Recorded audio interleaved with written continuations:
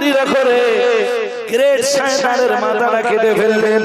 কিন্তু মাথার ওয়েট আল্লাহ, ওজন আল্লাহ এত বাড়িয়ে দিলেন, আব্দুল্লাহ ইবনে মাসউদের মতো জওয়ান যুবক সাহাবী মাথাটা তুলতে পারে না, একা মাথাটা চাকাতে পারে না।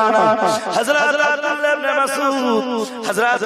ইবনে মাসউদ চিন্তায় পড়েছেন, কি করে এই মাথাটা নিয়ে সাহিবুন নবুওয়াতের কাছে যাব, রাহমাতুল লিল আলামিনের কাছে যাব, কাছে আমার তো কোনো দড়িও নাই।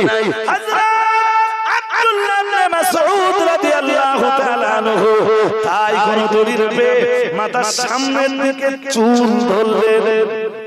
আমার নবীর উপরে যখন আবু জাহাল প্রচন্ড অত্যাচার চালাতো, যেদিন আমার নবীর গর্দানে লাথি মারতে গেল, ওই দিন আমার আল্লাহ কোরআন শরীফের সূরা আলাকের আয়াত নাযিল করে দিলেন, আল্লাহ লা ইল্লাম ইয়ানতাহি লানাসমা'আম বিন্নাসিয়া নাসিয়াতিন কাযিবাতিন খাতিয়া ফালইয়াদউ নাদিয়া সানাদউ সাবানিয়া।